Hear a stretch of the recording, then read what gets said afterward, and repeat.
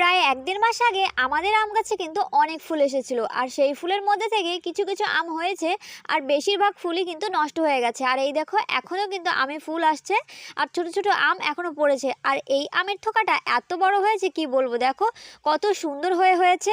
এই আমগুলো কিন্তু কাঁচা থাকতে ভীষণ টকটকে, আর পাকলে পরে মিষ্টি হয়। তো এটা থেকে আজকে আমরা বানাবো আম পানা। পুরো আমের থোকাটাই কিন্তু আজকে আমরা পেরে নেব।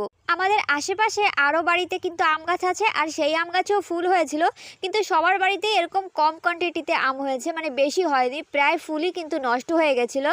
আর আমাদের গাছে কিন্তু এখনও আমে ফুল আসছে আর আম হচ্ছে, এখনও ছোট ছোট আমও আছে গাছে, কিন্তু এই থোকাটা অনেক আগেই হয়েছিল।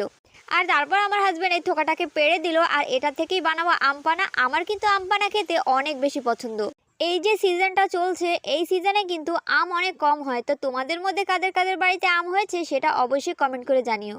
এবারে কিন্তু আমি আমগুলোকে খুব ভালো করে সিদ্ধ করে নিয়েছি, আর এবার জলটা ফেলে দিচ্ছি, গরম জল, তারপরে আবার ঠান্ডা জল দিয়ে এসে আমগুলোকে ভালো করে আমি ছুলে নেব।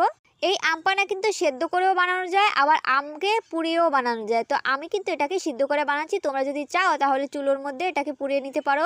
পোড়া আমেরটা খেতে কিন্তু আরও টেস্ট লাগে। ছোটবেলায় তো আমরা আম পোড়া দিয়েও অনেক ভাত খেয়েছি। মার যখন রান্না বাড়া শেষ হয়ে যেত, তারপরে কি করতাম, আম ছিঁড়ে এনে ওই চুলার মধ্যে দিয়ে দিতাম, তারপরে কিছুক্ষণ বাদে আমটা বের করে দেখতাম একদম হয়ে গেছে।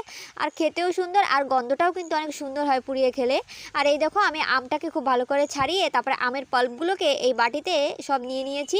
আর প্রত্যেকটা আম কিন্তু এইভাবেই করেছি আমি। আর এই এক বাটি ভরেছি, এটা কিন্তু লাগবে না এতটা। তো এটার আমি কিছুটা আমি এই গ্লাসের মধ্যে নেব এখন খাওয়ার জন্য, আর বাকিটা কিন্তু আমি ফ্রিজে রেখে দেবো। রোজ রোজ সিদ্ধ করে সেটাকে বানিয়ে খেতে ইচ্ছে করে না, তাই জন্য আমি একবারই করে রেখেছি। তোমরাও চাইলে এইভাবে করে রাখতে পারো, অনেক দিন ভালো থাকে। আর আমি নিয়ে নিচ্ছি পুদিনা পাতা, কারণ আম পানা বানাতে আমার পুদিনা পাতা লাগবে, আর পুদিনা পাতা দিলে পরে আম পানার টেস্ট আরও দুগুণ বেড়ে যায়। আম পানা বানানো কিন্তু একদমই সিম্পল, আর খেতেও কিন্তু অসাধারণ। তো আমের পাল্প দিয়ে এর মধ্যে দিয়ে দিলাম লবণ, জিরের গুঁড়ো ও চিনি, জল দিয়ে ভালো করে এটাকে গুলে নিতে হবে। আর তারপরে আমি এর মধ্যে দিয়ে দেবো পুদিনা পাতা। আর তোমাদের বাড়িতে যদি পুদিনা পাতা না থাকে তাহলে স্কিপ করে দিতে পারো, কোনো অসুবিধে নেই। আমার কাছে আছে তাই আমি দিয়েছি।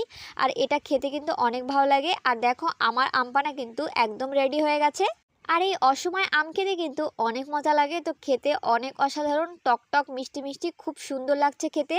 রোজ দুপুরবেলা এরকম এক গ্লাস আম পানা হলে কিন্তু আর কিছুই লাগে না, খেতে দারুণ লাগে। তো ভিডিওটি ভালো লাগলে লাইক শেয়ার কমেন্ট করো। আমার চ্যানেল নতুন আসলে সাবস্ক্রাইব করে দেখা হচ্ছে অন্য একটা মিনি ব্লগে।